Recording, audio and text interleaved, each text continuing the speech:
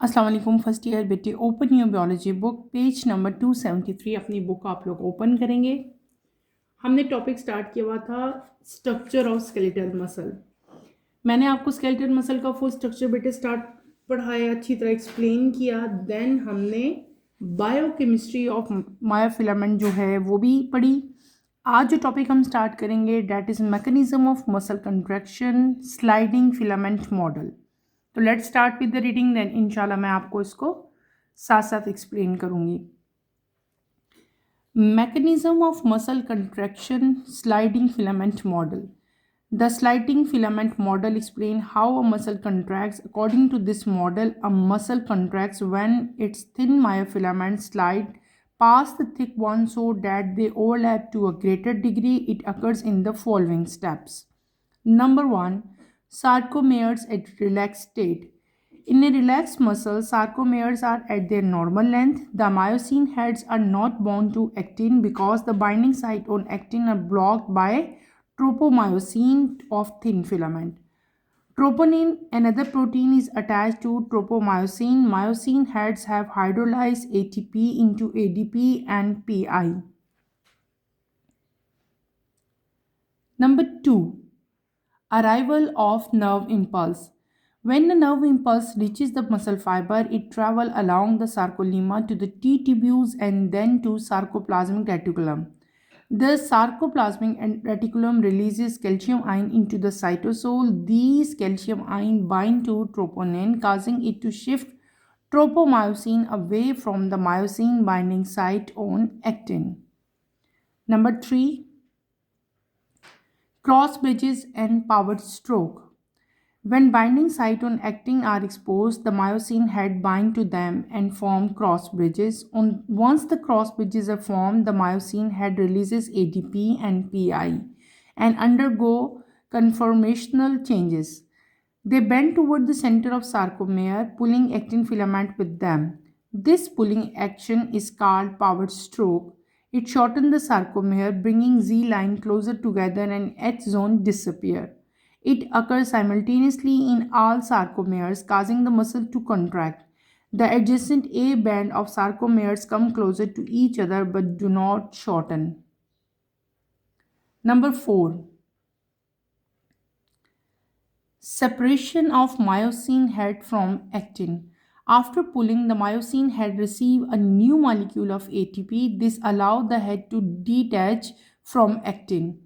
Splitting of this ATP into ADP and PI puts the head into its original conformation, allowing the cross bridge cycle to begin again.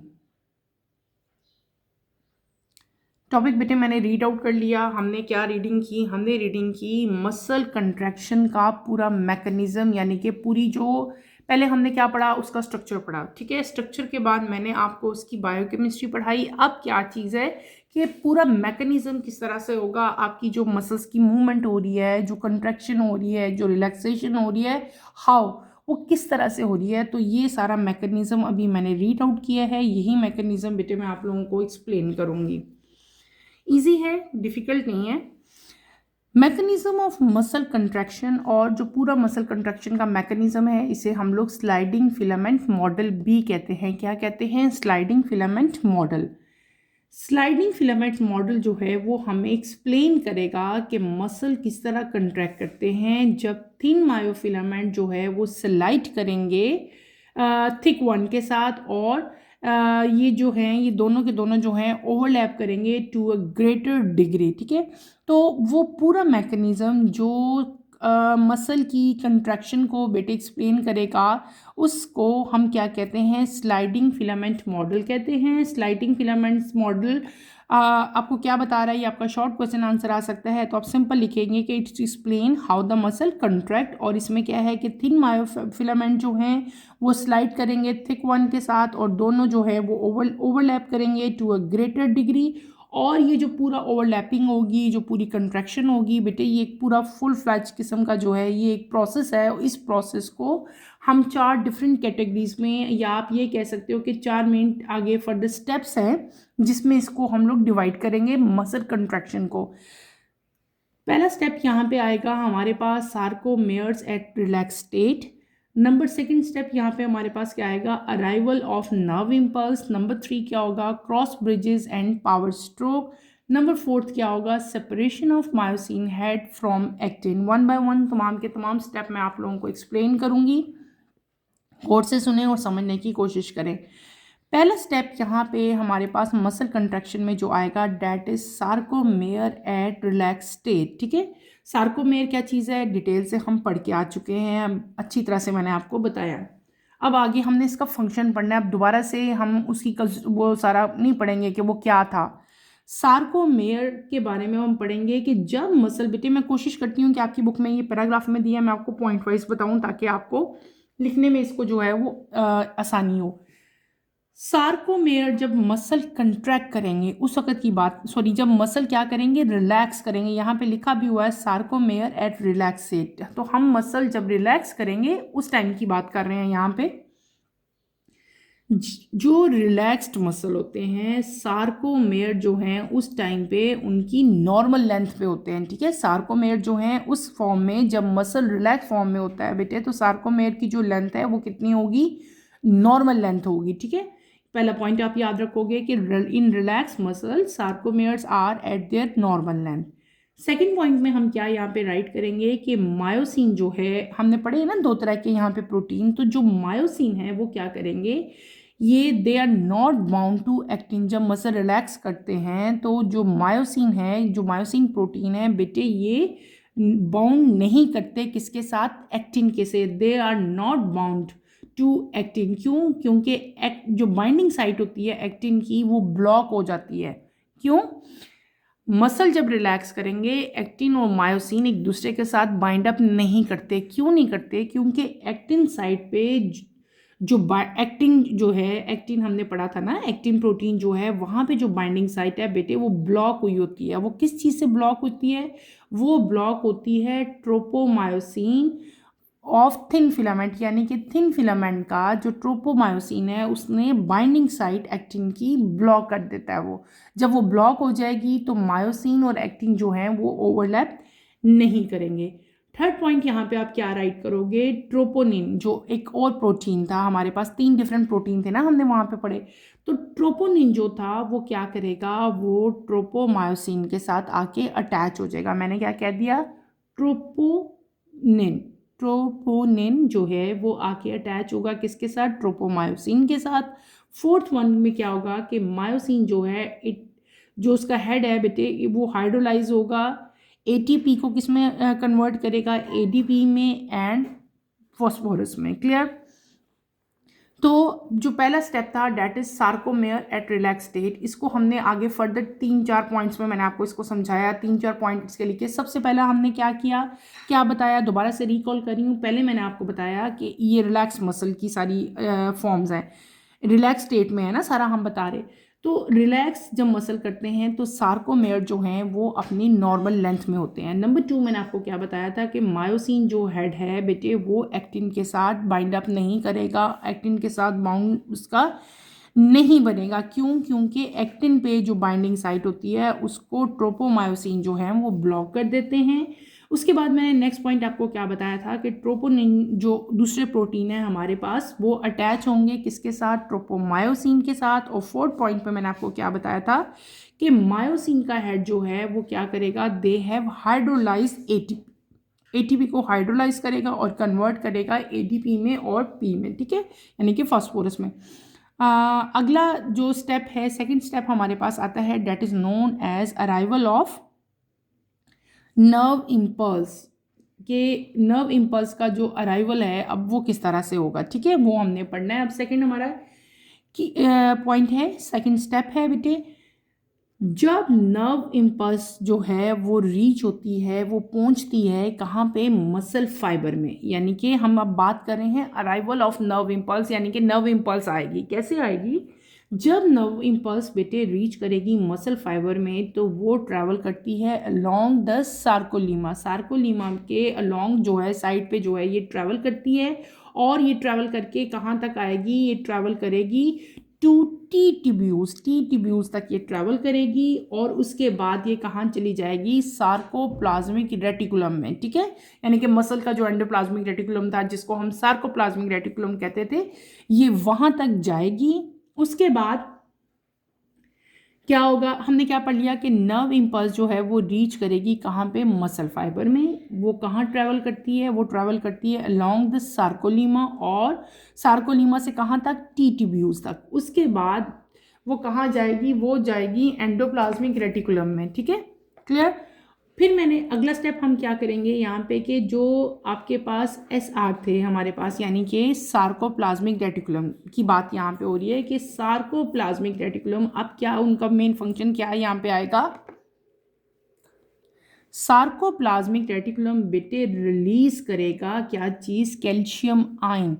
यानी कि sarcoplasmic reticulum का main function यहाँ पे क्या हो जाएगा कि वो कैल्शियम आयन को रिलीज करेगा किसके अंदर, साइटोसोल के अंदर। साइटोसोल के अंदर कैल्शियम आयन्स आएंगे, ठीक है। अब ये कैल्शियम आयन जो साइटोप्लाज्म के अंदर आ जाएंगे, ये कैल्शियम आयन बेटे बाइंड अप हो जाएंगे, ज्वाइन करेंगे किसको, ट्रोपोनिन को, यानी कि ट्रोपोनिन के साथ ये बाइंड अप हो जाएंगे, ठीक है। और उसके बाद क्या होगा कि ट्रोपोमायोसिन को ये शिफ्ट करेंगे away from myosin binding side on actin. हमने पढ़ा था ना कि वो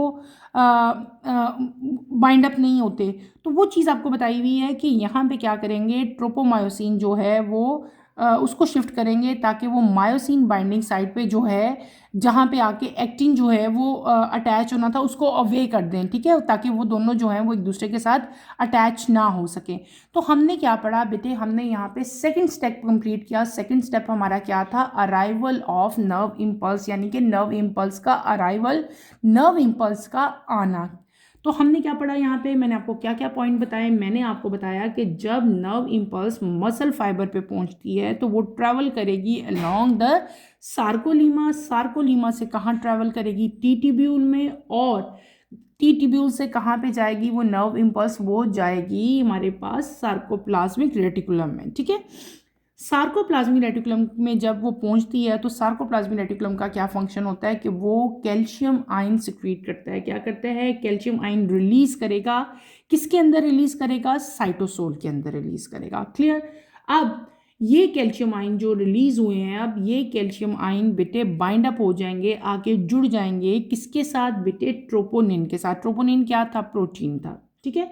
अब जब ये कैल्शियम आयन ट्रोपोनिन के साथ बाइंड अप हो जाते हैं तो ये क्या करेंगे, ट्रोपोमायोसिन को शिफ्ट करेंगे, वहाँ से शिफ्ट कर देंगे और अवे फ्रॉम द, कहाँ से बेटे उसको शिफ्ट करेंगे, myosin binding site on actin पे। ट्रोपोसिन जो थे वो ट्रोपोमायोसिन प्रेजेंट थे, तो इनको उसने उधर से क्या कर देना है, शिफ्ट कर देना है। किसने शिफ्ट कर देना है, उन कैल्शियम आयन्स ने जो कि ट्रोपोनिन के साथ बाइंड अप हो चुके थे, क्लियर। अब हम चलते हैं बेटे अपने थर्ड स्टेप की तरफ। थर्ड स्टेप हमारा क्या है, cross bridges and power stroke. सबसे लेंथी स्टेप जो पूरा इसका हमारे पास जो हम अभी मैकेनिज्म पढ़े हैं मसल कंट्रैक्शन का, जो स्लाइडिंग फिलामेंट मॉडल पढ़े हैं, उसका सबसे लेंथी स्टेप जो है ये थर्ड वन है। Third step that is known as cross bridges and power stroke. क्या नाम है इसका, cross bridges and power stroke. Point wise ये भी आपको बताती हूँ ताकि आपको आसानी हो इसको लिखने में भी और इसको याद करने में भी, ठीक है।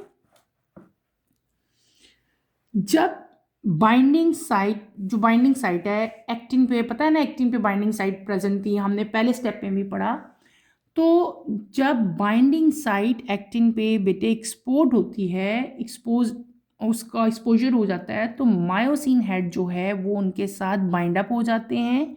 क्या मैंने कहा कि जब एक्टिन साइट, यानी कि एक्टिन के ऊपर क्या चीज़ प्रेजेंट थी, बाइंडिंग साइट, जो शुरू में हमने फर्स्ट स्टेप में पढ़ी थी कि ब्लॉक होगी थी, उस साइट की बात हम कर रहे हैं कि एक्टिन क्या है, एक्टिन और मायोसिन दो डिफरेंट टाइप के प्रोटीन्स हैं, ठीक है। उन्हीं का ज़्यादा जिक्र हम यहाँ पे कर रहे हैं कि एक्टिन के ऊपर जो बाइंडिंग साइट प्रेजेंट होती है बेटे, जब वो एक्सपोज होती है तो मायोसिन जो है, मायोसिन का जो हेड है वो क्या करेगा, वो बाइंड अप हो जाएगा किसके साथ, एक्टिन के साथ।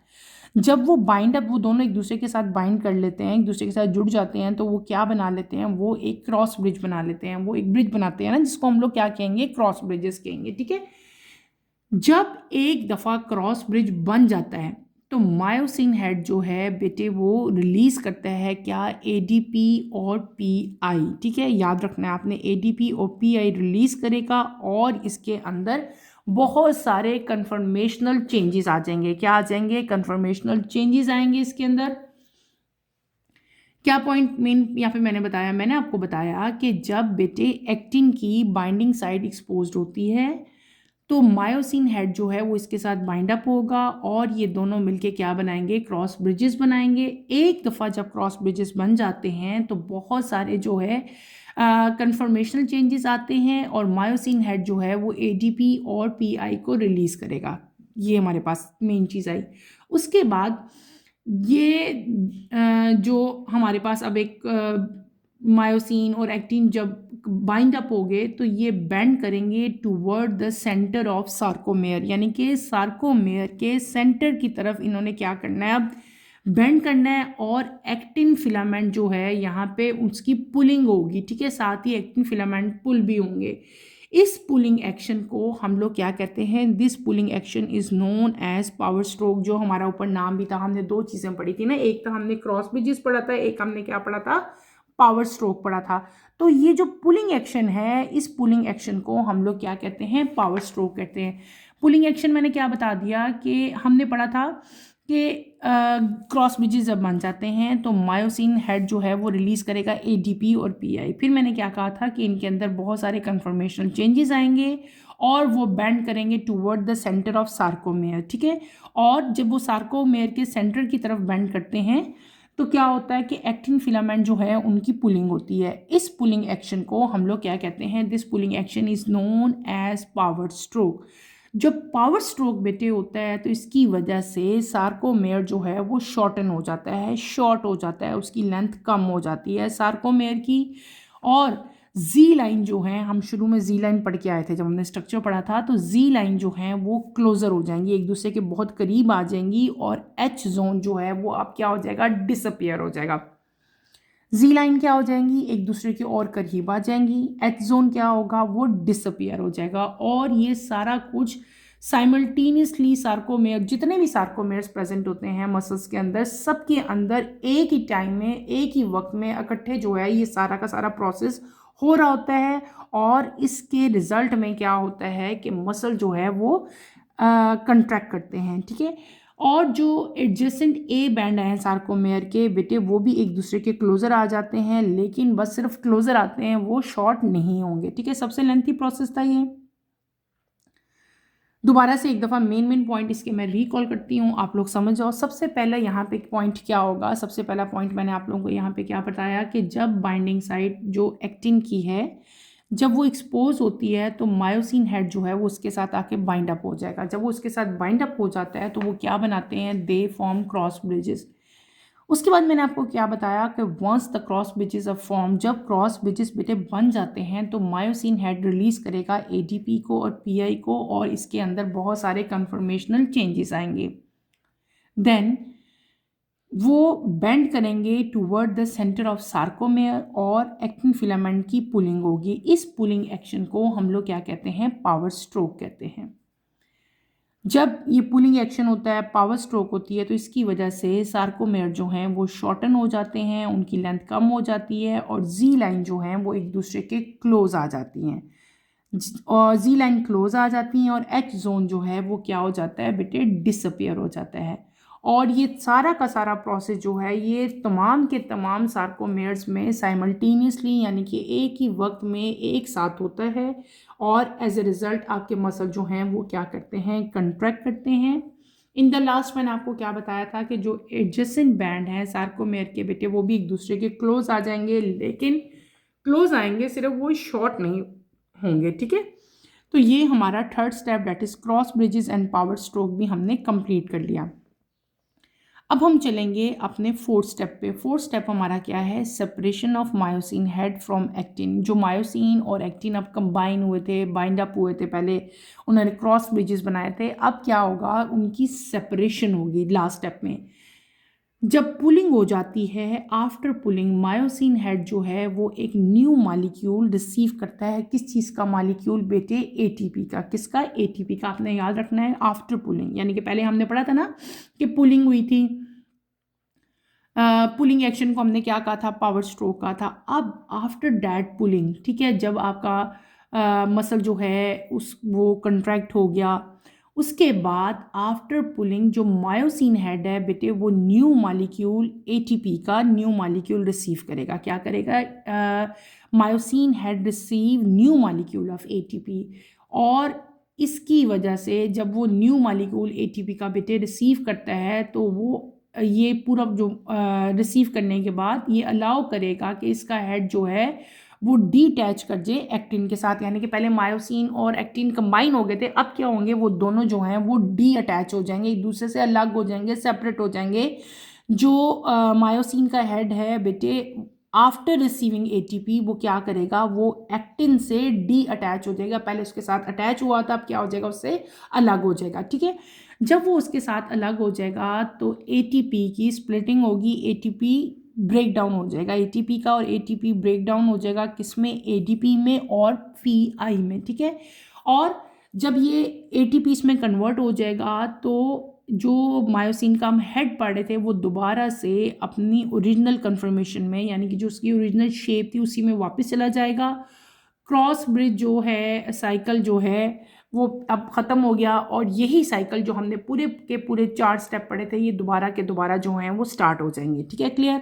मेन पॉइंट्स दोबारा से रिकॉल कर देती हूँ इसके।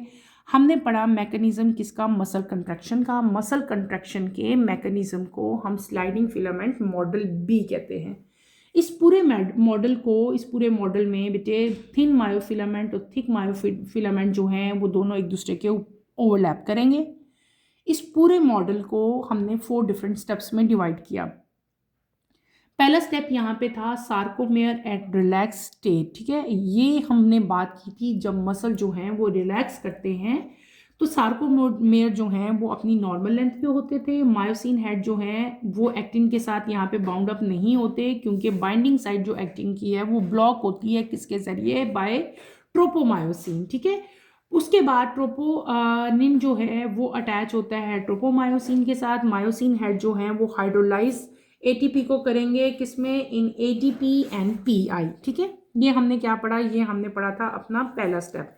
उसके बाद हम मूव करेंगे अपने सेकंड स्टेप की तरफ गए। सेकंड स्टेप का नाम क्या था? अराइवल ऑफ नर्व इम्पल्स, यानी कि नर्व इम्पल्स का आना हमने यहाँ पे पढ़ा था। मैंने आपको बताया था कि जब नर्व इम्पल्स मसल फाइबर पे पहुंचती है तो वो बेटे ट्रैवल करती है अलोंग सार्कोलीमा, उसके बाद टी टिब्यूल्स तक। ठीक है, और टी टिब्यूल से ये कहाँ जाएगी? सार्कोप्लाज्मिक रेटिकुलम में, यानी कि एसआर में जो है ये जाती है। एसआर जो है वो स्पेशल टाइप के ions that is known as calcium ion release करते हैं, और कैल्शियम आइन बाइंड अप होते हैं किसके साथ बेटे? ट्रोपोनिन के साथ, और शिफ्ट करते हैं ट्रोपोमायोसिन को away from myosin binding site on actin. उसके बाद हमने अपना थर्ड स्टेप पढ़ा। थर्ड स्टेप का नाम क्या था? Cross bridges and power strokes. यहाँ पे ब्रिजेस बनेंगे किसके दरमियान में बेटे? एक्टिन और मायोसिन के दरमियान में। हम उसको कहते हैं क्रॉस ब्रिजेस। जब क्रॉस ब्रिजेस बन जाते थे तो मायोसिन हेड जो है वो एडीपी और पीआई रिलीज करता था, और इसके अंदर बहुत सारे कन्फर्मेशनल चेंजेस आते थे।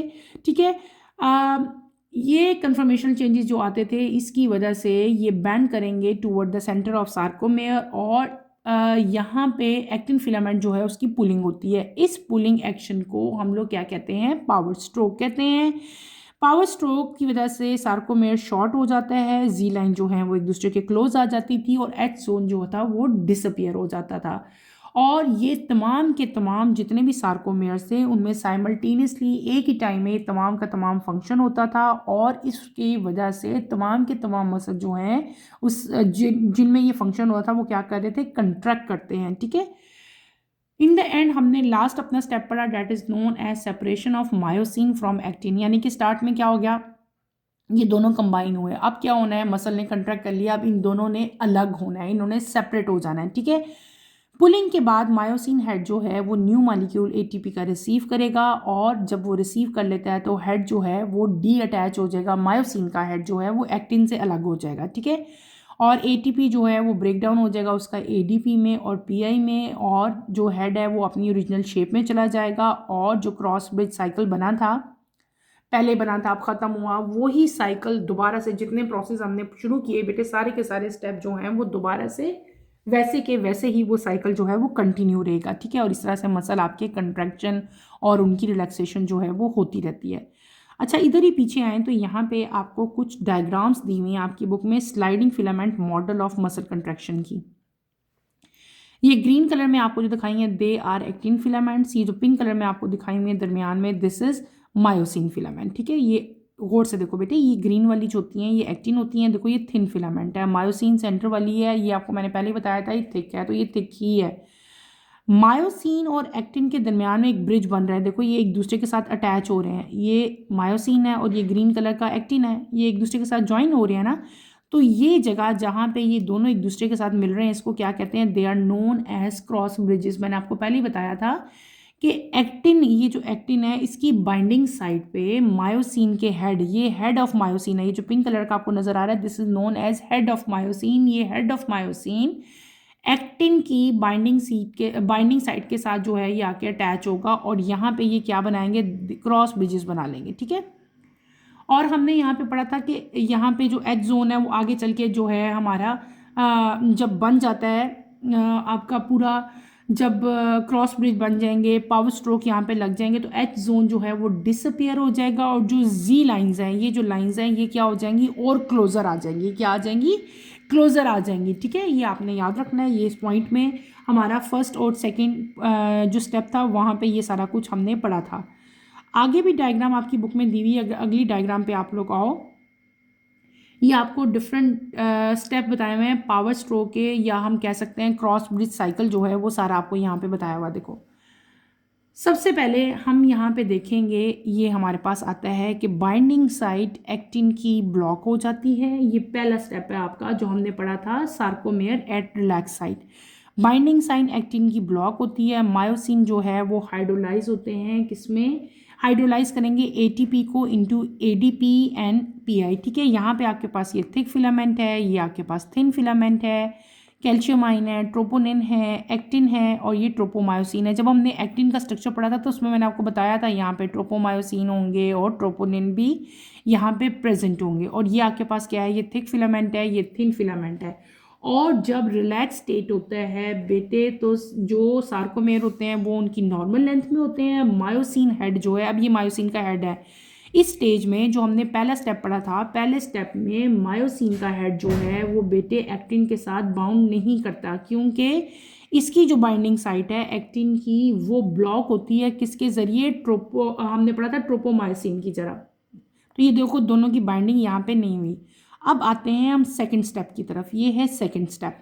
सेकंड स्टेप को हमने क्या पढ़ा था, अराइवल ऑफ नर्व इम्पल्स। यहाँ पे क्या हुआ, नर्व इम्पल्स की अराइवल हुई है, ठीक है, नर्व इम्पल्स आ जाती है और आपके पास क्या होगा कि यहाँ पे हमने पढ़ी थी क्रॉस ब्रिजेस बनेंगे और हमारे पास क्या बनेगा, बाइंडिंग साइट बनेगी। देखो ये आपके पास थिक था, ये थिन फिलामेंट था, ये क्या था, मायोसिन का हेड था। मायोसिन का हेड जो है ये बाइंड अप होगा किसके साथ, बाइंडिंग साइट ऑफ एक्टिन के साथ, ठीक है। मायोसिन और एक्टिन जो है दोनों एक दूसरे के साथ बाइंड अप होंगे और जब ये एक दूसरे के साथ बाइंड अप होते हैं तो ये एक ब्रिज बनाते हैं, that is known as cross bridge, ठीक है। Binding site on actin are open, myosin head attach with actin, calcium ion bind with troponin, ठीक है। ये हमने सारा ऑलरेडी पढ़ चुके थे। नेक्स्ट स्टेप में अगर हम लोग आए, नेक्स्ट स्टेप जो आपका पावर स्ट्रोक था, क्या था कि ये जब बाइंड अप हो जाते हैं तो ये बेंड करेंगे toward the center of sarcomere, centre of sarcomere की तरफ ये बेंड करते हैं। जब ये बेंड करता है बेटे, ये देखो यहाँ पे बेंड हो रहा है, मुड़ रहा है, जब ये बेंड करता है तो ये एक्टिन फिलामेंट को पुल करता है, ठीक है।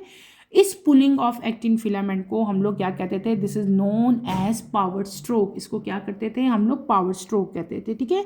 और इस केस में जो आपके पास मायोसिन हेड था वो एडीपी और पीआई रिलीज करेगा, हेड जो है उसके अंदर कंफर्मेशनल चेंजेस आएंगी और एक्टिन फिलामेंट जो है वो सेंटर की तरफ पुल होती है और इस पुल को हम लोग क्या कहते हैं, this is known as power stroke.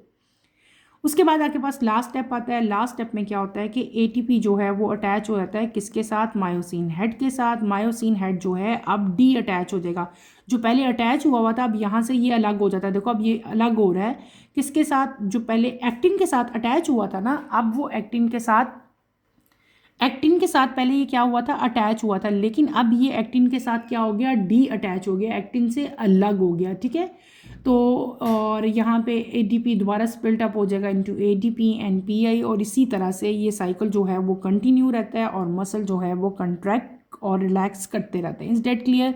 ये पूरा का पूरा हमने आज प्रोसीजर अपना कंप्लीट किया, कौन सा, मैकेनिज्म ऑफ मसल कंट्रैक्शन का। ठीक है, यहाँ पे एक छोटी सी इन्फॉर्मेशन लिखी हुई है, इसको भी मैं एक दफ़ा बताती आती हूँ। When a nerve impulse reaches sarcolemma, a neurotransmitter acetylcholine is release by motor neuron at the synapse. ये आपने अंडरलाइन कर लो, ये आपके ऑब्जेक्टिव में आ सकता है कि जब नर्व इम्पल्स जो रिलीज, मतलब नर्व इम्पल्स हमने जो पढ़ी थी ना, नर्व इम्पल्स आती है, अराइवल ऑफ नर्व इम्पल्स हमने पढ़ा था ना, जब वो बेटे रीच करती है सार्कोलीमा में तो एक न्यूरो ट्रांसमीटर जिसका नाम होता है एसिटाइलकोलिन वो रिलीज होगा। और वो कौन रिलीज करता है, वो रिलीज करता है मोटर न्यूरॉन, कहाँ पे, एट साइनैप्स। ठीक है, it stimulates the sarcolemma to produce its own electrochemical impulse which are carried into the muscle fiber to the T tubules. और ये जो इसकी ये जो रिलीज रिलीज़ हुआ है न्यूरो ट्रांसमीटर एसिटाइलकोलिन जो रिलीज़ हुआ है बेटे, इस ये क्या करता है, ये सार्कोलीमा को स्टिमुलेट करता है कि वो अपना खुद का इलेक्ट्रोकेमिकल इम्पल्स प्रोड्यूस करे, जो कि फिर आगे फर्दर कैरी होके जाता है कहाँ पे, मसल फाइबर। किसके मसल फाइबर, मसल फाइबर से लेकर टी ट्यूब्यूल तक। Is it clear? इसको अंडरलाइन कर लेना, ये आपके ऑब्जेक्टिव में जो है इंफॉर्मेशन आ सकती है। यहाँ पे एक और पॉइंट लिखा हुआ है, उसको भी मैं एक दफ़ा पढ़ लूँ। After that the cells can no longer produce ATP and therefore the cross bridges can not be broken. It causes the muscle stiffen to death or rigor mortis. A living cell, however, always has enough ATP to allow the myosin head to detach from actin. बड़ी important information लिखी हुई है, अक्सर आप लोगों को पता भी होगा। हम लोग कहते हैं ना कि अक्सर जब डेथ हो जाती है बेटे तो सारी बॉडी हमारी जो है वो बिल्कुल अकड़ जाती है, स्टिफ हो जाती है, आपके मसल सख्त हो जाते हैं, हार्ड हो जाते हैं। वही आपको यहाँ पे बताया हुआ है कि आफ्टर डेथ, जब डेथ हो जाती है तो सेल जो है बॉडी के वो एटीपी प्रोड्यूस नहीं करते, और क्रॉस ब्रिजेस जो हैं, जब जो क्रॉस ब्रिजेस ऑलरेडी बन चुके थे वो ब्रेक नहीं होंगे। जब वो ब्रेक नहीं होते तो उसकी वजह से मसल जो हैं वो क्या हो जाते हैं, आफ्टर डेथ स्टिफ हो जाते हैं, और उस कंडीशन को हम लोग क्या कहते हैं, रिगर मॉर्टिस कहते हैं। और लिविंग सेल जो हैं उनके अंदर तो एनएफ जो है एटीपी होती है, और वो एटीपी अलाउ करती है मायोसिन हेड को कि वो एक्टिन से डी अटैच हो जाए, यानी कि मसल रिलैक्स भी करेंगे, मसल कंट्रैक्ट भी करेंगे। लेकिन आफ्टर डेथ जो है ये क्रॉस ब्रिज जो है ये ब्रोक नहीं होता, और मसल जो हैं वो आफ्टर डेथ जो हैं फिर वो स्टिफ हो जाते हैं, हार्ड हो जाते हैं। तो बेटे इस पूरे टॉपिक को, that is mechanism of muscle contraction, इसको आपने अच्छी तरह से स्टडी करना है। इसमें कोई प्रॉब्लम, कोई कन्फ्यूजन होती है तो feel free to ask any question. यहीं पे अपना टॉपिक बेटे मैं ख़त्म करूँगी। इंशाल्लाह कमिंग लेक्चर में हम arrangement of skeletal muscle at movable joint start करेंगे। कमिंग लेक्चर की नोटिफिकेशन के लिए आप चैनल को शेयर करें, लाइक करें और सब्सक्राइब करें, और मुझे यहीं पे इजाज़त दें। इंशाल्लाह नेक्स्ट लेक्चर में आपसे दोबारा मुलाकात होगी। टिल देन अल्लाह हाफिज़। फर्स्ट ईयर टेक केयर बेटे, अपना ख्याल रखिएगा। अल्लाह हाफिज़।